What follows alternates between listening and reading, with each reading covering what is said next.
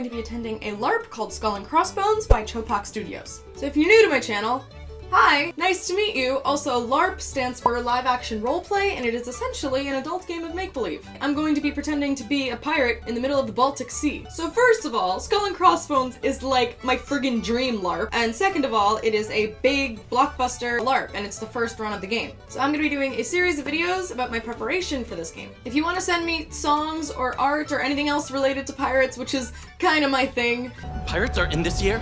you can use this hashtag. Momo set sail. Wabam! So what the heck is Skull and Crossbones? We're gonna dive into the design document here, figure out what the heck this game actually is, and then afterwards I'm gonna tell you about my character! I just love when people tell you about their original characters. So this game is heavily inspired by like Pirates of the Caribbean, not bridesmaids. Princess Bride. So it's like 1700s style pirates, but it's not crazy if they believe like the Kraken exists, or witches, or curses. We're gonna read about that right now. So, story of this game. There was this dude, Captain Wigbold, who was the captain of the Conviction and admiral of a pirate fleet and basically the pirate gang. There were rumors that this dude knew black magic, and that's how he became so powerful. That is, until his fleet led a mutiny. So the mutiny was a success, but the mutineers were actually too scared to kill Wigbold because they thought it was gonna make him more powerful. They were already gonna be like cursed up the wazoo because he was alive and they stabbed him in the back. So instead of killing him, they just marooned him on an island. That's how pirates do. Ain't that just the way? Before they sailed away, Wigbold cursed them and said if they ever wanted his treasure, ever wanted the curse lifted, every captain and crew in his fleet would return to face his judgment. He cursed the mutineers, he cursed the pirates that were loyal to him, and he cursed the ships themselves and any poor sap who went aboard. Because Wigbold's apparently a salty dog. The pirates left in Wigbold's fleet were so suspicious of this curse, they destroyed the Conviction, and the captain of the 3 boats remaining took the wheel, the figurehead, and the flag. So that if Wigbold's ghost rose, he couldn't sail towards them on the Conviction. I guess the flag and stuff were like souvenirs. It's like when you keep your ex's t-shirt, because it's really cute. Eventually, the Black Fleet disbanded, and that was 7 years ago. And now, 7 years later, there's rumors that the Black Fleet are coming together again. Maybe for treasure, maybe for redemption, maybe to run from Wigbold's ghost. And that's where the game starts. That's where my character's gonna come in. So we're actually gonna be sailing the ship, but there's gonna be like an experienced crew on board with us that's not actually playing the game, so we don't like sink it. We're also gonna be helping with stuff like food prep, maintenance, and cleaning. Like, we're gonna be cleaning toilets on the ship, because if we don't do it, nobody else will. We're the only ones on this ship. Swab the poop deck, me hearty! They also touch on equality, which is really cool. So like, no matter your race, gender, or expression, you're a pirate, you're equal to any other pirates, so there's not gonna be any douche being like, that's not historically accurate. So there's gonna be 3 ships, and while we obviously can't hang out with each other while we're out sailing in open ocean, there are gonna be opportunities for us to make port and chill with the other pirates, but they're also gonna be after the same stuff that we're after, so we might not be all buddy-buddy, so that's gonna be fun. They also show us pictures of the ships, blueprints, and a little bit about them. This one's my ship. It is called the Rel and Pago. What? I'm gonna be on there. So there's 3 things that these pirates want to get on Wigbold Island. You could either try and get the curse lifted. 2, apparently Wigbold had some letters of marque there, so you could do the exact same thing you're doing, but you're not pirates, you're privateers. So you wouldn't be running from the law anymore, and you could leave the pirating life behind. Or you could, of course, treasure. Dat booty. There's a lot more of the design document. It goes into like the rules of the game, some stuff about sailing, and if that interests you, I'm gonna put that in the description box below, but that's the end of my Spark Notes. So for this game, you are assigned a character, like you're being cast in a play. And because this is the very first run of the game, meaning no one's ever played this game before, like they had no previously written characters, so all the characters were written for us, which is very exciting. So we had to fill out a little questionnaire just to give them some kind of idea as to like what character we wanted. We had to tell them if we wanted to play a new recruit or one of Wigbold's old sailors. We could request who we wanted to be on a ship with, but the most important bit for our character was we had to give 2 positive traits and 2 negative traits that we wanted. So the traits I chose were empathetic, dreamer, naive, and clumsy. Because if you saw Fairweather Manor, I want to play Pirate Claire.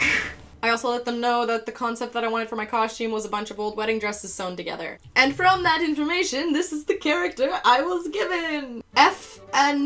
I'm gonna have to figure out how to say that. Anganos. We're gonna go with Anganos. They just give you a first initial so that you can make up your own name, or you can We're gonna get to that later. I will also link this whole thing in the description box below, but I'm just gonna give you the summary because I got stuff to do today.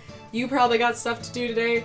Ain't nobody got time for that, but if you do, description box. So F. Anganos grew up in a coastal village, poor family, all farmers. She knew she was always going to be a farmer, which kind of scared her because she was not good at farming or anything else. She always daydreamed a lot, she could never really do anything right, and spent most of her time just gazing at the sea and singing sea shanties. I've been staring at the edge of the water long as I can remember, never really knowing why.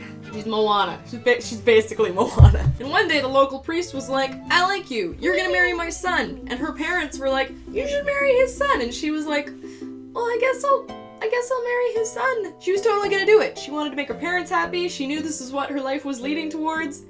She's Moana. So I guess on the day of her wedding, she was staring out at the sea one last time or something, and some fisherman reminded her, it's like, you know, you're gonna be married to a priest's son and a farmer forever. And she just kind of snapped. Like, in her wedding dress, she just hopped on the first boat she saw. Unluckily, that ship was a pirate ship. She chose the wrong boat. And the pirates were all like, we're gonna kill Stowaway, give us one reason why we shouldn't kill you. And she was like, I've been staring at the edge of the water. And they were like, oh, this bitch can sing!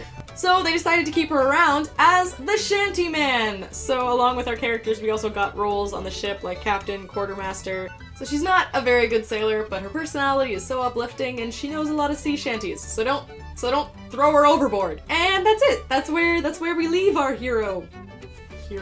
So this character was written by Marta Sindler. I'm sorry if I got your name wrong. Thank you, Marta, for writing my perfect Disney princess pirate, and I cannot wait to bring her to life. So joining me on this adventure is Cheyenne from Larp House. You can see her link in the description, and we've essentially decided that our two characters are Miguel and Tulio from Road to El Dorado. I knew it! Your dice are loaded! Not with the face. No. You pet him, yeah, and I'll... And when we put into Cuba to resupply, God willing, you will be flogged some more. All right. Cuba. Ah, great. Sensational. And that's your plan, is it? That's pretty much it. Well, I like it. So, how do we get on deck? We've done it! What's that? The map? It's all right here. You still have the map? The Whistling Rock. The stream! You kept the map, but you couldn't grab a little more food! But don't blame me. I blame you. And finally, I need your help, guys. I need a female name that starts with an F. And it worked so well for my Dragon Thrones character, I thought we'd do it again, so please use this hashtag and send me what you think my character's name should be. So you can see some costume progress, still only about halfway done, but this is what she's gonna look like. Hopefully one of the videos in this series is going to be my costume making progress, but y'all know me. Y'all know how organized I am. I can't promise anything. We can hope for the best, prepare for nothing. Just tell me what you think that this pirate name should be. And then next video, I'm gonna go through them and I'm gonna choose this cutie's name. So thank you very much for joining me for this video. I hope you enjoyed it. Can't wait to see your guys' names, suggestions. Also, I made a video about College Wizardry, which is a LARP based on the world of Harry Potter, which you can see down there. Yeah, and that's it. That's the video. I hope you're having a good day. I hope you have many good days to come. Bye.